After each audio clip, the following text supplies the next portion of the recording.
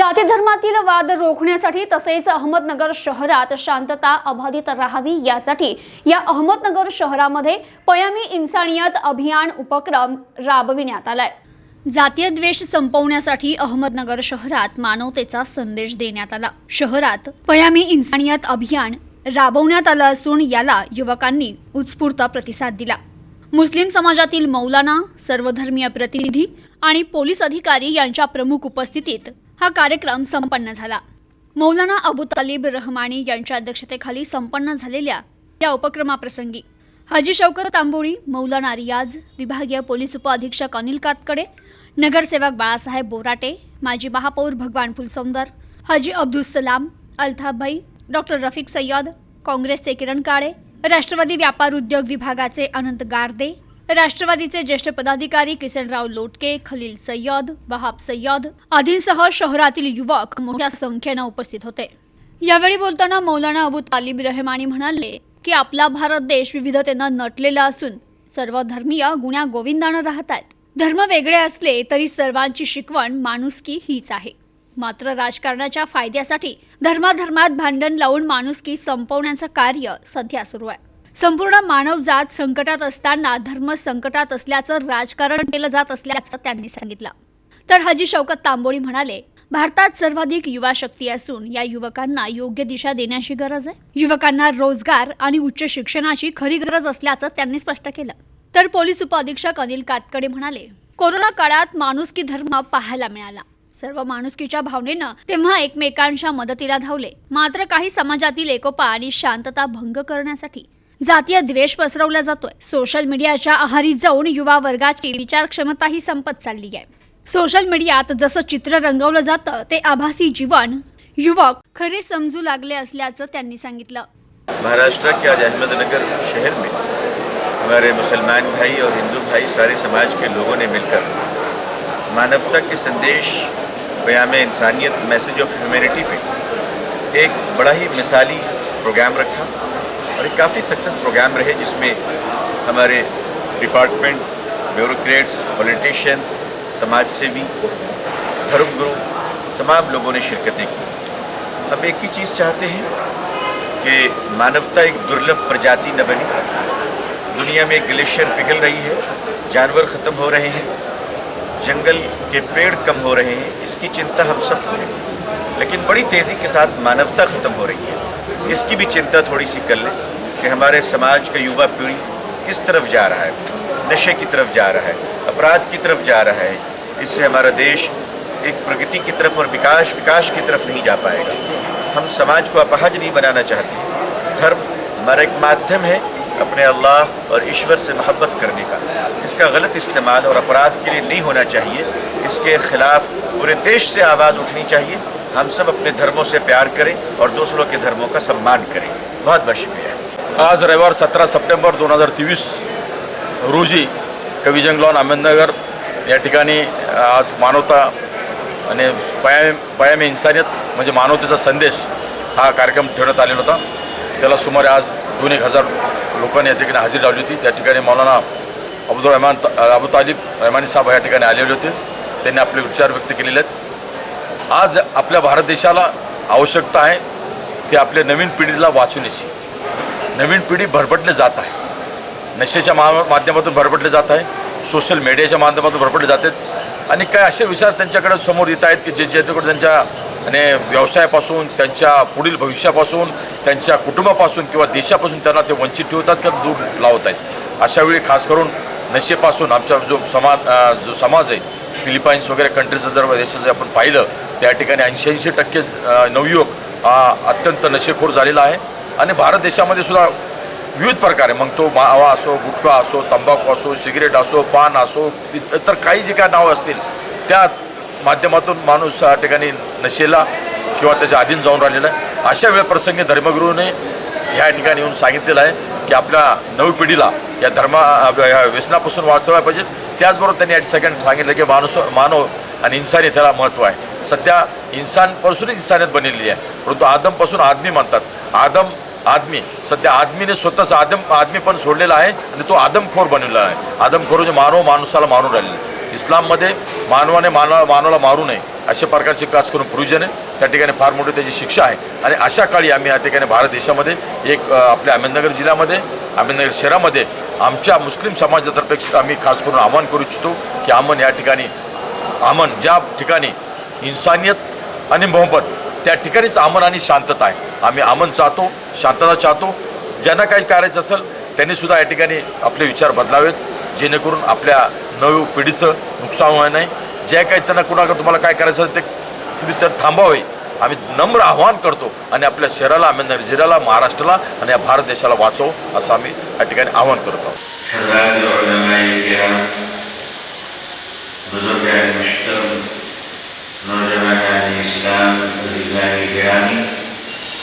Stage पे मौजूद हमारे इस शहर के सम्मानीय पुलिस ऑफिसर साहब, साबिक डिप्टी मेयर साहब और दीगर पॉलिटिकल पार्टियों के से ज़्यादा ह्यूमन रिप्रेजेंटेटिव मानवता के दूत के लिहाज से जो यहाँ तशरीफ लाए हैं, मैं सबों को अहलन व सहला कहता हूँ, खुश आमदेद कहता हूँ, उनका स्वागत और हार्दिक अभिनंदन भी करता हूँ.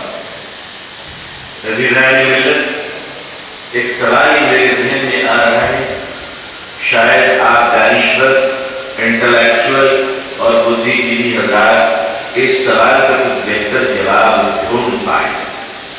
हर दौर में कोई चीज जो लिप्त हुई है, खत्म होती चली गई है. जो चीजें खत्म होती हैं उसे दुर्लभ कहा जाता है. उसकी हिफाजत और उसके प्रोटेक्शन के लिए गवर्नमेंट लेवल पर कोशिशें की जाती हैं और नई नई डिपार्टमेंट बनाए जाते हैं. हमारे यहाँ अगर फॉरेस्ट डिपार्टमेंट से पूछा जाए कि आज की दुर्लभ प्रजाति क्या है, तो वो कहेंगे शेर बड़ी तेजी से खत्म हो रहे हैं, लिहाजा जंगल के जानवरों की हिफाजत की जाए.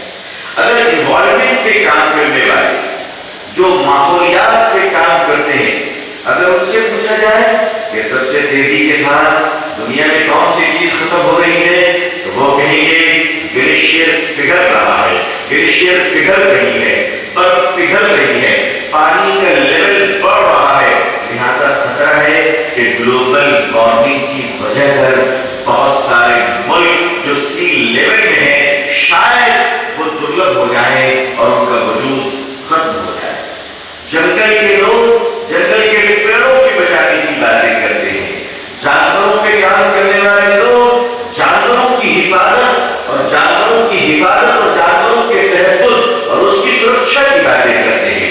एनवायरमेंट और मौसमों पे काम करने वाले लोग ग्लेशियर को बचाना चाहते हैं, ग्लोबल वार्मिंग के खिलाफ लड़ना चाहते हैं. विश्व तौर पर युद्ध स्तर पर ये कोशिशें की जा रही हैं कि पूरे इंटरनेशनल लेवल पर यूनाइटेड नेशन के साथ मिलकर जो डेवलप्ड कंट्रीज हैं वो अपने इंडस्ट्रियल पोल्यूशन को रोकें और दुनिया को बचाएं. लेकिन अगर आप मुझ जैसे आदमी को पूछेंगे कि इस दुनिया में सबसे ज्यादा तेजी के साथ कौन सी चीज खत्म हो रही है, तो मैं इंसान का बच्चा हूं, मैं आपसे कहता हूं सबसे ज्यादा तेजी से मानवता खत्म हो रही है. इंसान खत्म हो रहा है, इंसान खत्म हो रहा है. शेरों को बचाने की फिक्र में सूखे पेड़ काट दो तो जमानत नहीं मिलती. इंसान का कत्ल हो जाए तो आसानी से गिरफ्तारी नहीं होती. मानवता कहां चली जा रही है, इंसानियत कहां चली जा रही है?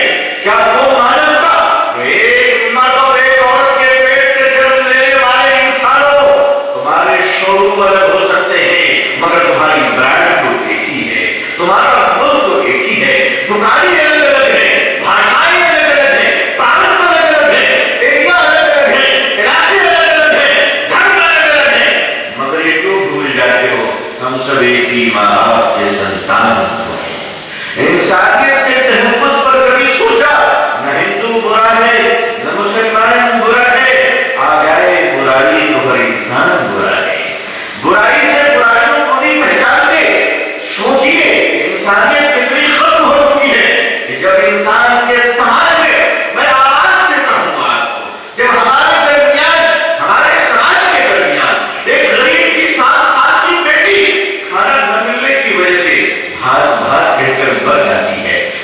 मालूम डिपार्टमेंट कहाँ है, मुझे नहीं मालूम फूड अफसर कहाँ है, लेकिन मैं पूछता हूँ इंसानों तुम कहाँ हो? अगर तुम्हारे सामने एक 7 साल की बच्ची हमारे बेटियों की शादियों में एक खाने नीचे गिराए जा रहे हैं, होटलों में चले जाएंगे तो टब में टेस्टेड फूड रखे हुए हैं, भला और जर्मनी का कि जहाँ खाना छोड़ना एक नेशनल क्राइम है। रतन टाटा ने कहा था कि मैंने खाना मंगाया जर्मनी के होटल में, भूख ज्यादा लगी थी, खा नहीं सका, खाना वेस्ट हो गया, लोगों ने प्रोटेस्ट किया कि आपको कोई राइट नहीं है कि आप खाना वेस्ट करें, आप खाना साथ में लेकर जाएं। आज हम लोग दावतों में जाते हैं, हमारे मुफ्त दिने दे रहे हैं, दूसरे का खाना है, सोचना क्या है, थोड़ा खाते हैं, थोड़ा फेंकते हैं, जरा कभी सोचते नहीं है कि खाना दूसरे का नहीं है, ये हमारे देश का खाना है, हमारे देश में गरीबों का खाना है, गरीब भूखे हैं हमारे मुल्क में, हमारे मुल्क में जहाँ बिलो पैर की लाइन टिपियल में आज लोग राशन कानों में लाइन लगा रहे हैं, वहाँ हमारे कुत्ते इस लंदन से लाए हुए बिस्किट खाकर नखरे खा रहे हैं। आप मानवता की बातें, आज इंसानियत की बातें कहाँ चली जा रही है? इधर एक 70 साल का बूढ़ा अपने भाई की लाश को लेकर हॉस्पिटल से निकलता है।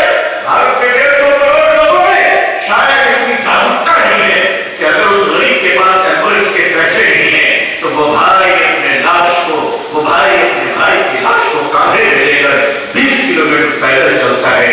मुझे क्षमा कीजिएगा, मरे वो नहीं है, मरे हम सब हैं। हमारी आत्मा लगी, हम हिंदू और मुसलमान देखते हैं, हम मानवता क्यों नहीं देखते? मुझे नहीं मालूम कि वो भाई हिंदू था या मुसलमान था, मैं सिर्फ इतना जानता हूँ कि वो मेरा भाई था जो कांधे पे लाश लेकर जा रहा था। कहाँ गई समाज की मानसिकता, कहाँ गई हमारी जागरूकता, कहाँ गई हमारी इंसानियत? भाषणों में हम इंसानियत की बातें करते हैं, लेकिन बहुत बड़ी बात है हम अपने खानों को बचाएं, हम अपने पानी की हिफाजत करें और लुटा दीजिए अपनी दौलत को इंसानियत पर कहाँ लेके जाएंगे?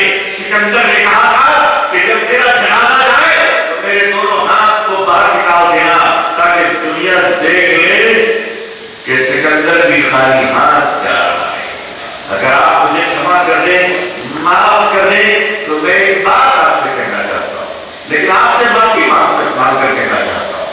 क्या मौलाना, क्या पंडित, क्या अफसर, क्या पॉलिटिशियन, सारे के सारे दोनों हाथ से लूट रहे हैं, दोनों हाथ से खाली जाने वाले,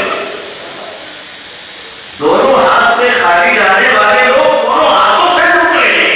ऐसा लूट रहे हैं जैसे इनको दुनिया छोड़कर जाना नहीं है। एक अपने पैदा करने वाले मालिक की थोड़ी सी तो फिक्र कर लो, थोड़ी सी तो फिक्र कर लो। अगर आप अपने बच्चों से इतनी मोहब्बत है तो पैदा करने वाले मालिक को अपनी जनता से कितना प्यार, इस जनता से, इस लोगों से कितनी मोहब्बत होगी।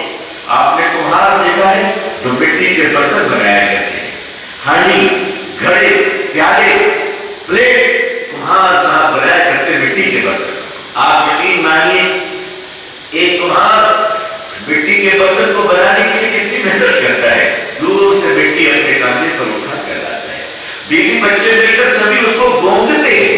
गोंदने के बाद कुम्हार बड़े प्यार से, बड़ी मोहब्बत से, बड़े दया के साथ अपने उंगलियों के फन को दिखाते हुए बड़ी डिजाइन के साथ बर्तन बनाता है। आप मुझे बताइए, अगर हमारा कोई मालदार बाप का आवारा और बिगड़ी औलाद घमंड तक के यहाँ जितना भी कुछ हो जाए, मगर इसकी मिट्टी में ऐसी तासीर है कि ये सारे नफरत को खत्म कर फिर मोहब्बत के पौधे उगाने शुरू कर देती है। दो चार कुछ चलती हवाएं, लेकिन आगे हम सब ये बता दें कि जिसको जो करता है करे, किसी को नफरतें बेचनी है, किसी को जहर बेचनी है, मगर हम सब मिलकर रहेंगे और इस देश को बचा के रहेंगे इंशाअल्लाह। मैं ये बात कहा करता हूँ कभी कभी, और आज भी कह रहा हूँ कि खुदा न करे भारत पर किसी की बुरी नजर पड़े, लेकिन अगर पड़ गई तो चाइना के बॉर्डर डोकलाम की पहाड़ी से लेकर ये कश्मीर के बॉर्डर तक, चाइना से लेकर पाकिस्तान तक, अगर इनके नापाक निगाहें कभी हमारे मुल्क पर पड़ी और हमारे इस देश के जवानों को अगर हमारी जरूरत पड़ी, आप हमें आराम दीजिएगा, हम बगैर से अपने बच्चों को सर पे कफन पहनाकर बॉर्डर पे पहुंचा।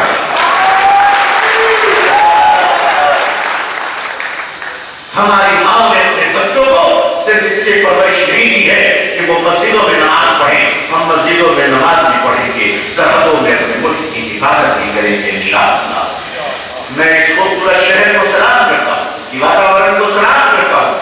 मैं आप लोगों से कहता हूँ कि आइए अपने इस शहर के फूलों के खुशबू की हिफाजत करें, आइए इस शहर के उजालों की हिफाजत करें। आपका शहर पूरे मुल्क में एक मिसाल बन जाए इंशाअल्लाह। अल्लाह आप सबको खुश रखे, आबाद रखे, बुरी नजरों से बचाए और अल्लाह ताला हमारे मुल्क की हिफाजत फरमाए, पूरी दुनिया में अमन शांति फरमाए, तमाम बीमारों को अल्लाह अच्छी सेहत अता फरमाए, सारे लोगों की परेशानियों को अल्लाह दूर फरमाए। हम सब एक दूसरे की मोहब्बत करने वाले और एक दूसरे की मदद करने वाले बन जाएं। आमीन। अपनी दुआओं में हमें भी याद रखिएगा। आखिर दावाना अल्हम्दुलिल्लाहि रब्बिल आलमीन। वस्सलामु अलैकुम व रहमतुल्लाहि।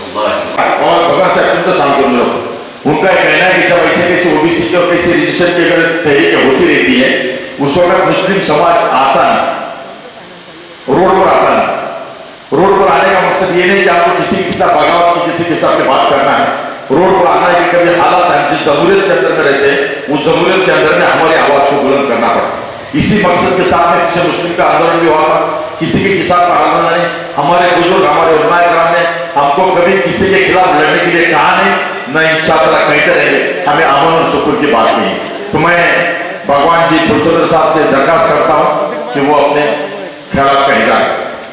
त्याबद्दल पहिल्यांदा मी आपल्या सगळ्यांना मनापासून धन्यवाद देतो। खरं म्हणजे कोणाला कोणाच्या घरात जन्म घ्यायचा हे आपल्याला नक्की आठवत नाही आणि आपल्या घरात जन्म घेतल्यानंतर कसं राहायचं हे मात्र नक्की आपल्या हातात आहे। मौलानांनी सांगितलं की आपण सगळे एका मातीचे लेकरं आहोत आणि ह्या मातीत राहून या मातीसाठी आपण खऱ्या अर्थाने जगतो। उस इंसानियत को लेकर आज बात करने की नौबत हासिल पर आई है, ये बड़ी दुख की बात है। हम जिस विचारधारा में काम करते हैं आप सबको पता है कि राहुल गांधी जी भारत जोड़ो यात्रा पर निकले, कन्याकुमारी से लेकर कश्मीर तक तकरीबन 3,500 किलोमीटर का फासला उन्होंने तय किया और इस दौरान इस देश के हिंदू भाइयों से, मुसलमान भाइयों से, क्रिश्चियन भाइयों से, सिख भाइयों से, हर जात के, हर धर्म के भाइयों से उन्होंने बात की, उनकी आवाज सुनी और उन्होंने कहा इस देश के नफरत के बाजार में मोहब्बत की दुकान लेकर मैं चल रहा हूं। और कुछ लोग ऐसे हैं कि जो लोग मोहब्बत की दुकान में नफरत की बाजार लगाए बैठे हैं। जहां तक मैं इस देश के संविधान को समझता हूं, डॉक्टर बाबा साहब अम्बेडकर ने जो संविधान इस देश का लिखा उसमें साफ तौर से लिखा है ये देश जितना हिंदुओं का है उतना ही मुसलमान भाइयों का है, जितना मुसलमान भाइयों का है उतना ही क्रिश्चियन भाइयों का है, जितना क्रिश्चियन भाइयों का है उतना ही वो सिख भाइयों का, ईसाई भाइयों का, सबका है। और हर एक को अपने अपने मजहब की इबादत करना, पूजा करना, सबको इस देश का संविधान अपने को इजाजत देता है। इस शहर में विशेष रूप से वाकयात हुए ये तो समाज के हिसाब से हम बात कर रहे हैं, हम जरा सियासी तौर पर पार्टियों से अलग रहते हैं। जो सियासी पार्टी अपना एजेंडा हमारे अच्छा है, जो भी कुछ है, लेकिन प्रॉब्लम ये है कि हम और हमारे मसाइल और मानव और एकता आज का खास का प्रोग्राम ये मकसद है। तो मैं जनाब बाला साहब बुराड़े साहब से गुजारिश करूंगा कि तो अपने दो अजी शौकत कलाम यांनी आमंत्रित करून त्या ठिकाणी चांगलं बयान ऐकण्याची संधी उपलब्ध करून दिली त्याबद्दल प्रथम त्यांचे आम्ही त्यांचं धन्यवाद मानतो। मला काही जास्त बोलता येत नाही शौकत भाई, पण प्रॅक्टिकल आज एवढं चांगलं बयान केलंय मौलानांनी की त्यांची भाषेच्या बाबतीत तर काही विषय नाहीये, पण मौलानांनी 2 साल पहले की बात है, आज देशामध्ये चालू आहे गडबड सगळीकडे। कोविड मध्ये सगळे एकमेकाची गरज पडत होती सगळ्या मुस्लिमांना, आज काय गरज पडत नाही, आज नुसते एकमेकाच्यावर तुटून पडत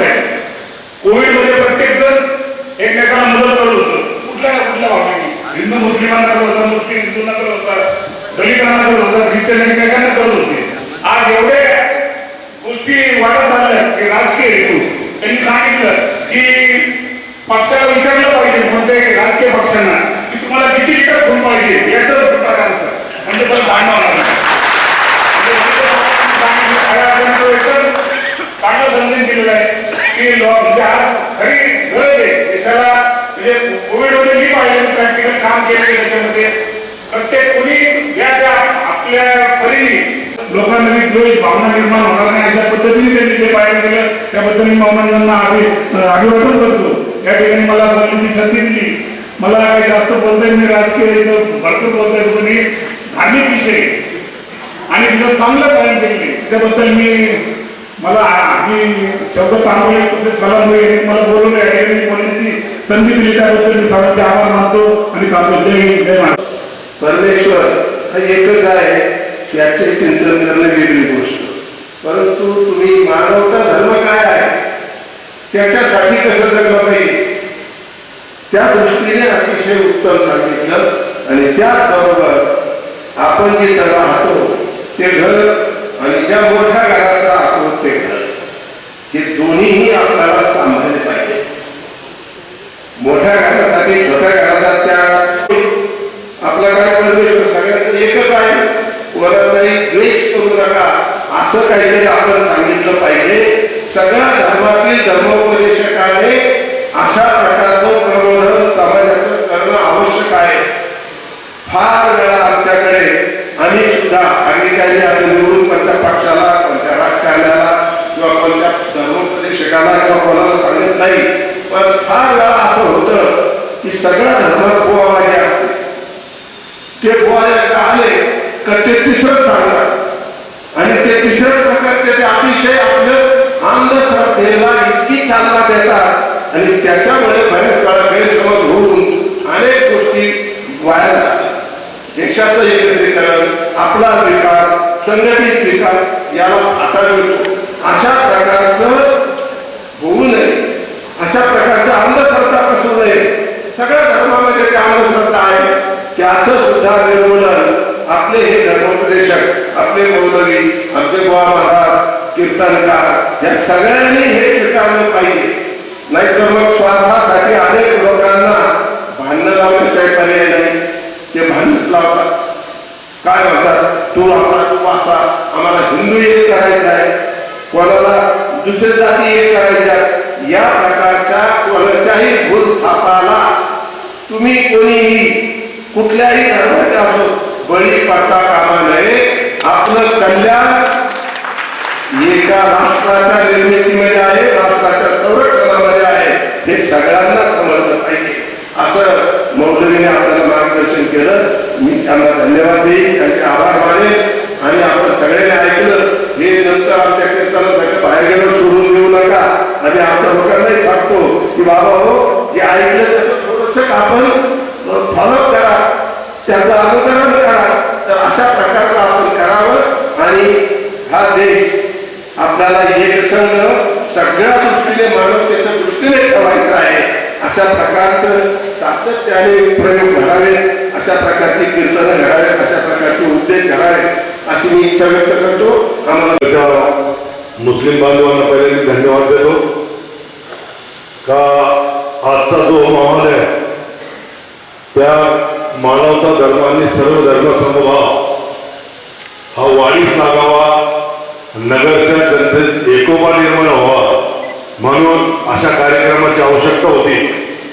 आणि तो कार्यक्रम त्यांनी आज राबवला आणि जे हजर आहे त्यांनी अतिशय मौलिक आपल्याला चांगली माहिती दिली आणि चांगलं आव्हानही केलं. राष्ट्र पहिलं नंतर घर आपलं म्हणून घर जर शांत असेल तर राष्ट्र शांत असेल आणि राष्ट्र जर अशांत असेल तर आपण अशांत राहू असुरक्षित राहू. आता मला सांगायला जर इन्सानियत ही मी मालेगावमध्ये पाहिली. ज्यावेळेस कोरोना चालू होता तर मी मालेगावमध्ये होतो तर त्यावेळेस मी कुठलीही जात धर्म पंथ कोणीच पाहिला नाही. मी फक्त इन्सानियत पाहिला. एक माणूस दुसऱ्या माणसाला हेल्प करायचा आणि जनाचा सुद्धा घेऊन जायला मदत करायचा. त्या फक्त शासकीय प्रतिनिधी आम्हीच होतो. त्यावेळेस तो मुस्लिम मी हिंदू असं काही पाहिलं नाही. आम्ही तिथलं कुठलाही मंत्र घोष न करता त्याचा विधी अंतोष केले आणि तो इन्सान ती इन्सानियत मी करोना काळात पाहिली. नंतर करोना उघडल्यानंतर ती इन्सानियत कमी होत लागली. जो सैतान आहे त्याचा लोक बरोबरती आले आणि तो समाजात फिरायला लागला. मग जे काही 2-4 तरुण वर्ग मुस्लिमांचे असतील, हिंदूंचे असतील, ख्रिश्चनांचे असतील, त्यांच्यात काहीतरी मसाला भरून त्यांना वापर करायचा. त्याच्यासाठी सोशल मीडिया, आज इंस्टाग्राम आहे, फेसबुक आहे, अशा पद्धतीने ते काहीतरी एडिट करायचं. त्याला सांगायचं तो अनपढ आहे, अशिक्षित आहे, 12-14 वर्षाचा आहे, त्याचा परिणाम काय त्याला माहीत नाही. त्यांनी ते फॉरवर्ड करायचं आणि दोन समाजामध्ये ते निर्माण करून दंगा करायचं. मागच्या आठवड्यात आपल्या महाराष्ट्राचा दंगा झाला. 2 निष्पाप लोकांचा बळी गेला. एका इंस्टाग्राम पोस्टवरून एवढा दंगा झाला. हे मुद्दाम केलं जाईल, तुम्हाला नुकसवलं जाईल, तुमच्यासाठी एक आव्हानात्मक निर्माण करेल, तुम्हाला तुमचं नाव विचारलं जाईल आणि तुमच्याकडून ते केलं जाईल. याचे उदाहरण आहे, मी मागे पाहिले, मी तो पुढे पहा. म्हणून जे सोशल मीडिया आहे त्याचा वापर करताना आपण त्याचे काय परिणाम होतील हे आपण पाहिजे. आपण कोणत्या ग्रुपमध्ये हे पाहिलं पाहिजे. आपली मुलं संध्याकाळी काय काम करतात हे वडिलांनी लक्ष द्यायला पाहिजे. तो कोणते मित्र चांगले, त्यांना तालीम चांगली मिळते की नाही. आता समाज सुधारत चाललेला आहे, शिक्षण चांगलं होत चाललेलं आहे. सगळ्या मुलांना MPSC मधून तुम्ही पुढे राहिलं पाहिजे. आपल्या समाजातील IAS, IPS, DYSP, PSI असे जर झाले तर आपला समाज सुधारेल. आपला समाज सुधारला तर आपला विकास होईल, आपला पुढाकार होईल. आपला पुढाकार झाला तर आपण या लोकशाही प्रक्रियेमध्ये सहभागी होऊ. लोकशाही प्रक्रियेत आपण सहभागी झालो तर संपूर्ण राष्ट्राचा विकास आणि आपल्या घराचा विकास होईल. म्हणून माझं सगळ्या तरुण मंडळी डाळावलीचं आव्हान आहे, तुम्ही आपल्या धर्माची तालीम करा. पण त्याबरोबर या प्रशासकीय वर्गात, या भारतीय जनतेच्या प्रशासकीयामध्ये कॉम्पिटेटिव्ह एक्झाममध्ये तुम्ही द्या आणि यात सहभागी व्हा. जेणेकरून तुमचा सहभाग झाल्यानंतर माझ्या बाजूला जर माझा मुस्लिम भाऊ असला तर माझ्या प्रेम निर्माण कमी होईल. हा माझा भाऊ आहे आणि माझी भावना लागेल. यांनी म्हटलेलं की आपण शेकडो वर्षापासून एकत्र राहतो आणि राहत आलेलो आहे. काही काळ इंग्रज आपल्याकडे आले. तुम्हाला माहिती आहे 1857चा उठाव कसा झाला. गायीची चरबी आणि डुकराची चरबी. म्हणजे हिंदूंना वेगळं सांगितलं, मुसलमानांना वेगळं सांगितलं आणि त्यात आपल्या षडयंत्र रचून आपल्या युद्ध करून दिलं.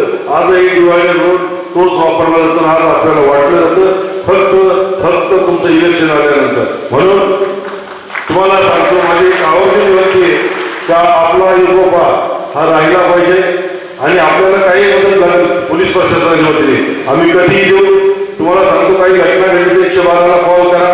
तुमचं नाव पण विचारलं जाणार नाही, पण तुम्हाला मदत दिली जाईल आणि ती मदत तुम्हाला पोहोचली जाईल तर प्रशासनाला त्याचा हस्तक्षेप होईल. कोणाचे खोटे नाव टाकणार नाही, गुन्हे दाखल होणार नाही. म्हणून मला सर्व मानवतेचा, सर्व धर्म समभाव हा एकोपा वाढावा आणि आपण एकत्र नांदावा अशी ईश्वर चरणी मशहूर हैं और दूर दराज से, तालुकेदार से और दीगर मकामात से आए हुए तमाम साथियों के हम मशहूर हैं कि आपने अपने कीमती वक्त को देकर इस प्रोग्राम को कामयाब बनाने में हम सबका साथ दिया. अल्लाह हम सब की हिफाजत फरमाए. सुभानअल्लाह व बिहम्दिही, सुभानकल्लाहुम्मा व बिहम्दिक, नशहदु अन ला इलाहा इल्ला अंता, नस्तगफिरुका व नतूबु इलैक. सुब्हान रब्बिका रब्बिल इज्जति अम्मा यसिफून व सलामुन अलल मुरसलीन वल्हम्दुलिल्लाहि रब्बिल आलमीन. फौरन आजान होगी और इंशाअल्लाह 10 मिनट के बाद इसी मकाम. प्रतिनिधी अनिकेत गौड़ी, न्यूज टुडे 24, अहमदनगर.